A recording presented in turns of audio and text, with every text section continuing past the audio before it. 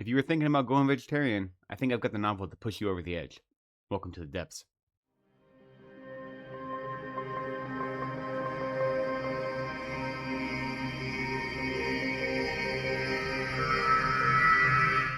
Hello, welcome or welcome back to Reading from the Depths. My name is Letton. Thank you so much for spending some time with me today. So today I have a review for you of The Butcher's Daughter, the hitherto untold story of Mrs. Lovett. This is written by David Demchuk as well as Corinne Lee Clark. It is published by Howe's Untold Press and is being released in early May. I was given a complimentary copy in exchange for an honest review. So this novel is continuing in this trend of looking back at other pieces of fiction, whether they be 20th century novels or Shakespearean plays, or even Greek myths, and retelling those stories from the point of view of a different character. And to be fair, not really retelling those stories, but telling new stories that are parallel to those original stories. And so we've seen that quite a lot, especially with feminist retellings of Greek myths recently, or Lady Macbeth, the retelling of Macbeth, and of course James by Percival Everett. And again, those aren't retellings of the original. They're telling a new story from the point of view of an underrepresented character, right? So this is continuing in that trend, and it's telling the story of Mrs. Lovett. It's not retelling the story of Sweeney Todd or A String of Pearls, which is what the original Penny Dreadful was called. It is telling her story. And in fact, Sweeney Todd doesn't enter the picture until about 2/3 of the way into the story. So it's good to know that going in, that it's continuing in this trend. And I think it does a good job of it. If you're going to go back to an existing story and tell something new using those same characters, then there has to be a reason for it. You have to be bringing something to that character, right? And that's what we're doing here. They are bringing the character of Mrs. Lovett depth. The story starts in her childhood. She is the titular butcher's daughter. And you see what happened to her through her childhood, how she developed. Now, in Sweeney Todd or The String of Pearls, all we ever get of Mrs. Lovett, the various different versions of that story, she's often just depicted as this desperate woman who does whatever Sweeney Todd wants. Sometimes she's in love with him, sometimes she's just murderous and villainous of her own, but she never really has a lot of agency. And what we do get in this story is really wonderful world building of early 20th century London, and then a number of different locations within that, some very posh, some very impoverished, and some, of course, straddling that line between a tawdry kind of decadence and maybe a little bit of depravity mixed in. So the world building, I think, is done really well. And we meet this young girl who is the daughter of the local butcher in this impoverished part of town. And we see what happens to her. We see how she becomes who she becomes. Now, the important thing to say about this story is that this story is told in a first-person retrospective style. And not only that, an entirely epistolary style. So by first person retrospective, the story takes place 50 years after the events being discussed, and it is all being reminisced on or remembered, and it is done through letters, purely done through letters written by Mrs. Lovett. For the most part, there are a few other bits of epistolary ephemera that are mixed in. And if I am being honest, the epistolary format was the least compelling part of this novel for me. If you're going to use that format, there really has to be a strong reason for it, and it didn't live up to the potential here. Now, I will say that I liked the overall framing device. The very opening page, the first thing we get is not a letter from Mrs. Lovett, but instead it's a note from a police inspector referencing a young woman, a reporter named Miss Gibson, who has gone missing, and nothing has been taken from her boarding house. Her room was unlocked. All her things were still there. But she has been missing, and all they find are these correspondences. And so that sets up the story. And all these correspondences are addressed to her. So she's receiving this mail. Now, we never get to read what she writes. We never get to read anything from her point of view. We only get to see what she's receiving. And most of it is from this nunnery, from this convent, and from a woman who you first believe is a nun, who in her opening paragraph says, in response to your queries, of course, the horrible Mrs. Lovett isn't here. I don't know why you'd ever think that that woman is, probably burning in hell. And then, of course, as a reader, you very quickly realize that it is not as it seems, right? And there is a good amount of unreliability in that narration. So that is the overarching format of why we have these letters. And most of them, like I said, are letters from this woman from the convent, but mixed in are police reports or letters from other people. And so you can see this reporter has been doing other investigations, and there's other letters, other information coming in. Some of it, there are letters from her father. There are letters from, physician boards. There are little bits of newspaper articles mixed in. So there are all these other ephemera, but I'd say 95% of it are letters from this one woman. And that is how we're receiving the story. And I like that overall framing. I like that, you know, right at the beginning, this reporter is missing. So there's this ominous tension, right, that sets the mood for the whole story. So you're reading these missives, these letters that are the possessions of a missing woman. So not only are you learning the story of Mrs. Lovett through these letters, but you are investigating or trying to realize, how did this reporter go missing as a result of engaging in this investigation? And with that being said, I think the letters in this format do set up an interesting ending that I didn't see coming. And so I appreciate the kind of, it's not a twist, but the direction it goes at the end that I don't think could have been as easily accomplished if it had been in a different format. So for that reason, I appreciate this format. However, what I felt, there are two things that kept this format from being really compelling for me. So I'll go through those first, because then I'll talk about the other things about the novel that I really liked that might draw you to it. One is that I didn't feel the level of intimacy with the main character that I would have wanted to. You know, throughout the story, she goes on an incredible journey, both an external journey and an internal journey.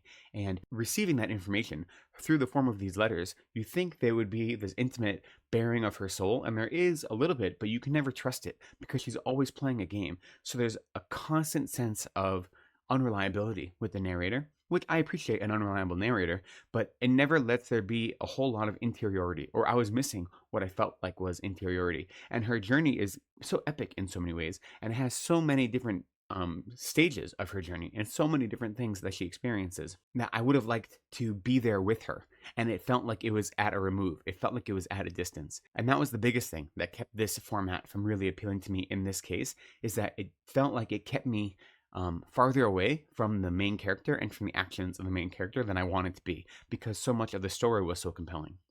The other thing that didn't quite work for me, and this is always kind of a coin flip when you're doing an epistolary story, is you have to justify why all of these letters or whatever they may be are being written. At the beginning of the story, it's clear that this young woman, this investigator, or this journalist, has asked these questions of the convent of the nunnery. And so at first it makes sense. But at some point, this woman is just telling her whole life story, sometimes even without being queried about it.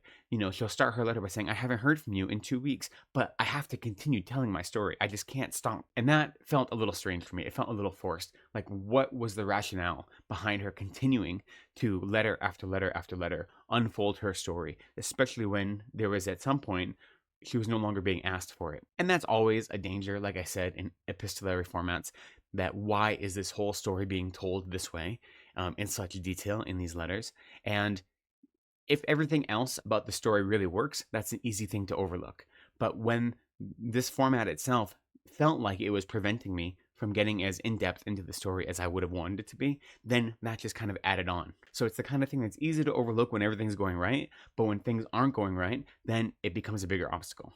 So that is important to know going in, that not only is this all told in a retrospective first-person format, so these letters are being written about 50 years after the events of Sweeney Todd, which itself is about 20 years after the start of our story, give or take. Not only is it written in that retrospective format, but it's all done in an epistolary manner. And so, you know, you're going to have to know for yourself whether that is a format that appeals to you or whether it is one that kind of pushes you away. So it was not the most effective part of the story for me. However, with that said, I think the world building in this novel is great. I think the real feeling of London, like I said, it permeates the novel in a really exciting way, because it's not just one part of London. We move around and we experience different parts of the city, some really, really posh parts, some really claustrophobic parts, everything in between. So the world building, I think, is done really well. And the writing itself, I think, is really skillful. Again, everything is coming from the perspective of one woman writing these letters. And yet, even in that, it never feels forced. It never feels like they're exposition dumps. And the writing, it flows in a really natural kind of way. It's descriptive. It does get you into the mindset of what's going on. And now, again, my complaint was that I don't feel as intimate with the character and her feelings as I wanted to be. That isn't to say, though, that she's entirely cold. And the writing does go a good way of describing her inner experiences, as well as she's constantly put into new situations, how she has to address those situations. So the writing moves really quickly. The pacing, I think, is really smart. Again, starting when she's a young child and then going up through when she meets Sweeney Todd and experiences all the situations there. That all moves really quickly. You know, the novel isn't long, even though I didn't feel as connected to it as I wanted to. I was compelled to keep reading it. Like, I didn't want to put it down. So that is a very strong point in its favor, that even though I wasn't bowled over by the formatting decision, I still kept turning pages and I kept returning to it, and I wanted to finish it because the writing itself was very addictive. So the writing was really strong, and I think the character work was really strong. You know, this woman, Mrs. Lovett, when you're going to retell a story, it's like, what is the point of retelling the story? And if you're just going to make her a victim, then is this really worth it? And she is a victim. She is a victim of her birth, of her circumstances. She's a victim of her sex. She's a victim of the many awful men who intercept her life in different ways, in different times, in different places. And yet, throughout all of that, she has agency. She makes decisions. You know, often those decisions are under duress, but she makes choices for herself. Some of them very noteworthy and some of them pretty awful. And I think they've done a good job of creating this really well-rounded character and justifying telling her story apart from the story of Sweeney Todd. To say it feels justified sounds a little pretentious, but it does. It feels like there is a good reason for this story to exist. And you learn a lot about this character, and she feels complicated. She feels well-rounded. She is a victim, but she is also an aggressor. And that line between victim and victimizer is blurry. And I appreciated that. I thought it was well done. And in addition to her, there are a number of ancillary characters. Of course, there is the biggest character who we never meet, who is Ms. Gibson. So she is always looming in the background as a character, even though we don't meet her. We learn about her through the letters she receives. But aside from her, there are a number of other ancillary characters. There is a nun, for instance, who is helping write all these letters in the convent. But then in her life story, you have, of course, her father and her mother and other people that live on Skid Row with her, the people she meets. And then as her story progresses, new ancillary characters come in and out. And I think all of them are really interesting. They're fun. They keep the story moving. They keep it lively. None of them seem like they're just cut and paste. They all seem to have interesting lives. Even if some of them seem a little bit over the top, it fits in with the story, and it fits in with the fact that the way we're presented the story is that it is the recollection of this old woman. So of course the characters are going to be whittled down to her experience of them, as opposed to being these incredibly complicated, robust characters. We're going to experience them as she did. And in that regard, I think it's effective. So I think all of the ancillary characters are fun. They round out the world. They make the world exciting and interesting. There's some of them I would have loved to spend more time with. But of course, her story is it's a journey, right? It's a story of movement. It's a story of love and loss and pain and grief, and eventually murdering a whole lot of people, or at least, helping murder people so she can chop up their bodies and put them into pies and sell them to people. And we know that, right? We know that going in. We know the story of A String of Pearls. We know the story of Sweeney Todd. Now, we don't know, of course, why she ended up partnering with Sweeney Todd, but we do know going into this story what she did with Sweeney Todd, at least to some extent. And so the story is always pushing toward that, right? And because of that, you don't get to spend as much time with some other secondary characters as you want, but the time you do get to spend with them, I really appreciated. And I think there is a really tender story that is told amidst this kind of horrific tale, and they do a good job of balancing the horror that she feels and also that she enacts on others, as well as the tenderness and the longing and the desperation that she has. So to kind of summarize, I think that this novel has a lot going for it. I think the atmosphere, the world building is really great. It has this gothic feeling, and it is obviously a historical fiction set in London in the late 19th, early 20th centuries. I think that that atmosphere is really well developed, so you feel like you're there. You feel all of the different, cobblestone streets that you are, traveling on. I think the character work is done well, in both the main character as well as the ancillary character. I would have liked, again, this is my biggest complaint, is that I would have liked to have more intimacy with that main character and to be inside of her experiences more. And I felt like the formatting kept me at arm's length, didn't allow that. But that may be a formatting or a style of writing that draws you in and is more compelling to you than it is to me. I do appreciate the way it's set up for an interesting ending, and I do also like the way that you have this missing reporter or journalist hanging over the whole story. So I think the framing device of why they're using these letters, or why we are reading these letters, I think is smart and it's well done. And it does add to the ambiance, to the atmosphere. And it adds like a secondary story that's always moving in the back of your head. I thought that was good. I think if the story had just been told in real time from the point of view of the main character, that may have been more compelling to me, but your mileage may vary on that. So know that going in. The story itself, I think, is a fun story. I think it's worthwhile to learn about Mrs. Lovett, to learn about who she was, who she became, how she became who she became, and all of the different parts of her life story that are omitted from the story of Sweeney Todd that we never hear about. You know, we see this desperate woman who just seems to be at the beck and call of Sweeney Todd, you know, doing dirty work for him. You don't realize how much life there is in her. And I think David Demchuk and Corinne Leigh Clark do a good job of creating a full character who has a whole life and isn't just an ancillary or side character in someone else's story. And again, maybe the biggest compliment I can give to the story is that even though I wasn't the biggest fan of the formatting, of the epistolary formatting, I still kept turning the pages. I still kept wanting to see what happened next because the writing was so tight, the plotting was really smart, and what character and emotional experience we did get was really enticing, and it drew me in. So with all that said, I certainly recommend this novel. I'm really glad I read it. I don't have any particular affection for Sweeney Todd one way or the other as a story or as a musical or as the original Penny Dreadful, A String of Pearls. So it wasn't something I was burning to read. You know, it wasn't a story that I felt needed to be told, but I'm glad it was a story that was told and that I had a chance to read it.